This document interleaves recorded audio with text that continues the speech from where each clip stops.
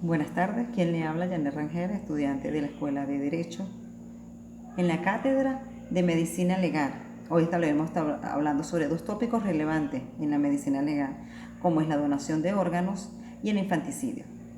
La donación de órganos no es más que la apertura de darle vida a otra persona. Dentro del cuerpo humano hay órganos que dejan de funcionar y ocasionan daños a la persona.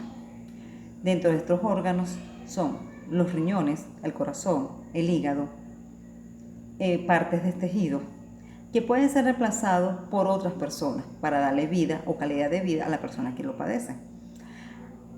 En el caso de los riñones, a través de una máquina, que es la diálisis, la persona puede seguir viviendo a través de esa máquina, pero no un lapso de tiempo largo. Lo que quiere decir que también en este caso es necesario la donación para continuar la vida. Dentro de la donación de órganos encontramos tres aspectos importantes en los tipos de donación, que es la donación de vivo a vivo, que es la donación de una persona viva a otra persona viva, donde la persona donante se le considera el donante del órgano y la persona quien lo recibe el receptor.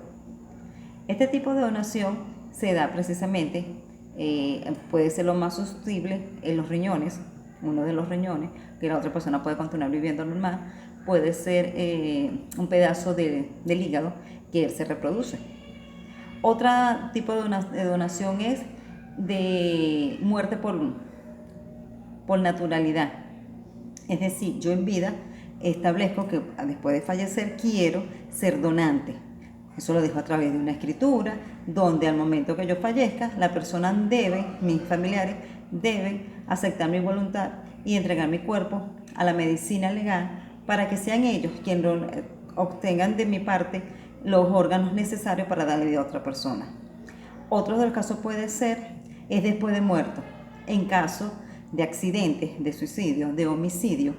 Cuando ya el médico establece la muerte de la persona, se le puede solicitar a los familiares la donación de uno de sus órganos.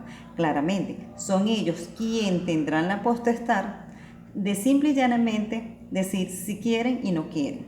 Y claramente, teniendo que son solamente los reconocidos por esta ley, quienes tienen la potestad de establecer los órganos de ese fallecido.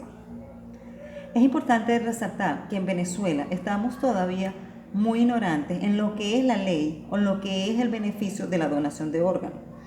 En otros países este tema es muy común. En Venezuela se establece a través de un mito, de una religión, el hecho de no, después de muerto, mutilar, como dicen muchas personas, a sus seres queridos.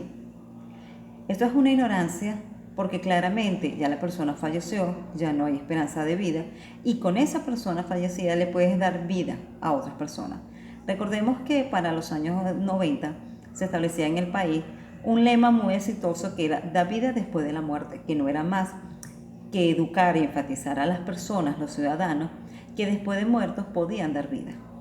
Claramente en este país no se adecua a esta situación y por ende para nosotros estamos analfabetas en cuanto a este tema.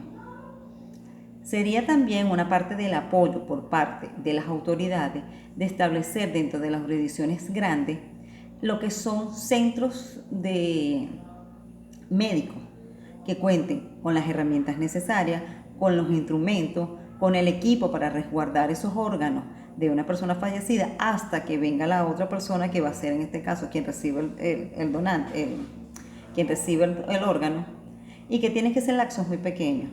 En el país solamente se establecen esos hospitales en la capital. Entonces las personas, si es del interior, tendrían que trasladarse hasta Caracas para aceptar la donación. Hay momentos en que no, el tiempo del lapso no da y simple y llanamente muchas veces se pierde el órgano. Deberíamos reflexionar sobre el tema de lo relevante y lo importante que es el tema en tal. Continuamos con lo que es el infanticidio, que no es más que la muerte a un niño por parte principalmente de su madre. Se establece que el infanticidio se da entre los padres, pero a más rasgos se da entre la madre, por 50 razones distintas, patológicas, psicológicas, que no se logran sino evidenciar después de un largo proceso el por qué una madre, después de darle vida a su hijo, le ocasiona la muerte. ¿Cómo estudia la medicina legal la muerte de ese infante? A través de la patología, a través culposa, que no se nos interesa el médico legal determinar si fue una imprudencia o si realmente se produjo un homicidio de manera accidental por alguna de las otras razones que incriminen de una manera o no al infante, a la madre. Dentro de los tipos de muerte encontramos que son aquellos dados por asfixia, que es donde se le ocasiona al infante a través de un objeto, introduciéndolo en su boca, que le impide respirar o simplemente asfixiándolo mecánicamente. Otra puede ser por lesiones que se dan a través de contusiones o heridas que pueden llegar hasta causar la muerte. Otra es envenenamiento, que no es más que darle al niño una sustancia tóxica que claramente le va a producir la muerte, y en algunos casos donde no le produce la muerte, entonces deja grandes secuelas en el menor.